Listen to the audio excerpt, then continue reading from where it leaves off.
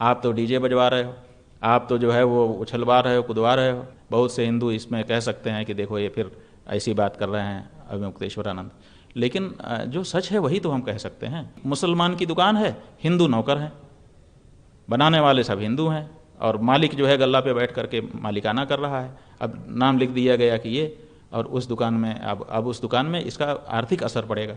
आर्थिक असर पड़ेगा तो मालिक क्या करेगा? मालिक की तो दुकान रहेगी लेकिन वो छटनी कर देगा, तो हिंदू छटनी में जाएंगे। मुसलमान मालिक ने हिंदू कारीगर रखे हैं, हिंदू मालिक ने मुसलमान भी कारीगर रखे हैं।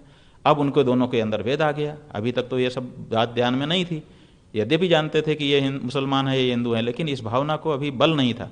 अब बल आ जाएगा इससे। हर समय हिंदू मुसलमान की दृष्टि से एक दूसरे को देखना शुरू करेंगे तो उनके दोनों अंदर कड़वाहट, टकराहट पैदा होने लग जाएगी। इस तरह के जो आदेश हैं वो बाहर से नहीं आएंगे। देखिए, इसीलिए हम कहते हैं कि राजनीति माने राज्य के अलावा की भी शक्तियों की ज़रूरत है। ये जो धर्म शक्ति है, हमारा जो पीठ है, ये किस लिए बना है कि कानून से जो लोग नहीं मानते हैं उनको हम अंतःकरण से मनवा दें, हम उनकी ऐसी समझाइश करें कि जिससे वो अपने आप अपराध से बच जाएं। तो ऐसी परिस्थिति में धार्मिक शिक्षा की, नैतिक शिक्षा की आवश्यकता होती है।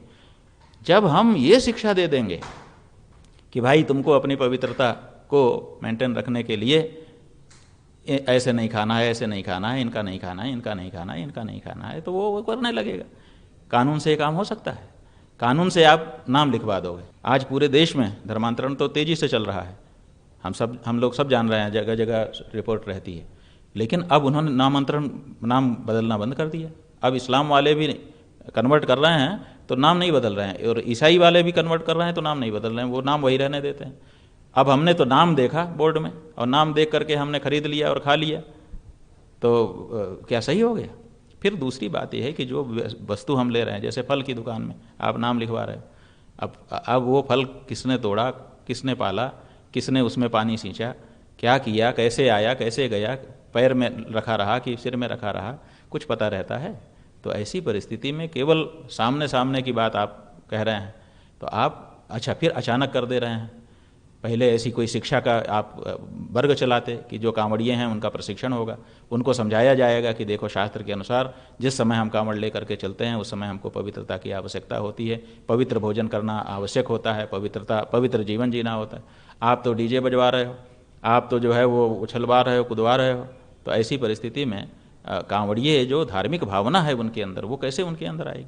तो हम समझते हैं कि इस तरह का कानून बनाने से तो विद्वेष फैलेगा। हमारा अपना सोचना है। बहुत से हिंदू इसमें कह सकते हैं कि देखो ये फिर ऐसी बात कर रहे हैं अवमुक्तेश्वरानंद, लेकिन जो सच है वही तो हम कह सकते हैं। आखिर हम कैसे कह दें कि ये सही है?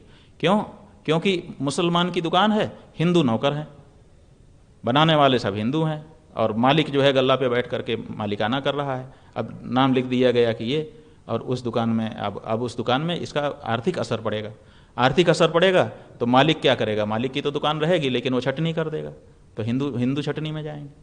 फिर दूसरी बात यह है कि अब जब हिंदू मुसलमान की भावना आप तेज करोगे तो अभी मुसलमान मालिक ने हिंदू कारीगर रखे हैं, हिंदू मालिक ने मुसलमान भी कारीगर रखे हैं।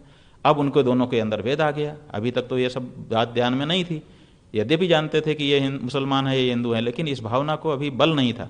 अब बल आ जाएगा इससे। अब जब बल आ जाएगा तो वो हर समय हिंदू मुसलमान की दृष्टि से एक दूसरे को देखना शुरू करेंगे, तो उनके दोनों अंदर कड़वाहट, टकराहट पैदा होने लग जाएगी। तो ये सब पवित्रता कितनी मेंटेन होगी इसका पता नहीं। अच्छा, आज परिस्थिति ये है कि लोगों की समझ ऐसी हो गई कि कोई कहीं भी खा रहे हैं, उनका विचार ही नहीं है कि किसने इसको छुआ है, किसने इसको बनाया है, किस भावना से बनाया है, ये सब सोच ही नहीं रहे हैं लोग।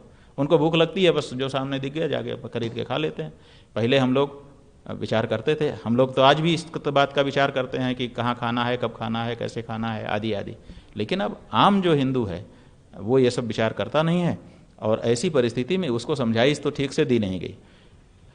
लोगों को भी इस बारे में ठीक से अवेयरनेस लाई नहीं गई कि भाई असल में इसके पीछे ये भाव है, और इसमें किसी को भेदभाव डालने की, हमारी किसी को नीचा दिखाने की ऐसी कोई भावना। ऐसा वातावरण एक बनाया जाना चाहिए, और उसके बाद इस तरह से कुछ किया जाता तो शायद ज़्यादा कारगर रहता। लेकिन अचानक जिस तरह से लागू कर दिया गया है इसको, तो अभी तक तो लोग समझ ही नहीं पा रहे हैं कि क्या है। हमने 3-4 लोगों का देखा जैसे वो माहौल क्या है वाला गया था, जनता के बीच में जाता है, वो जनता की राय देता है। अब वो कह रहे हैं हमें कोई फ़र्क नहीं है, खाने वाला भी कह रहा है हमें कोई फ़र्क नहीं है, हम तो मुसलमान के दुकान में गए थे, उन्होंने टेंट लगाया था और गद्दा बिछाया था, हम तो वहाँ आराम किए, और उससे क्या फ़र्क पड़ता है। अब देखिए वो कांवर वाला है लेकिन ऐसा कह रहा है। अगर आप ये वीडियो YouTube पर देख रहे हैं तो हमारे चैनल को सब्सक्राइब करें और बेल आइकन को दबाना ना भूलें। अगर आप Facebook पर ये वीडियो देख रहे हैं तो हमारे पेज को लाइक करें।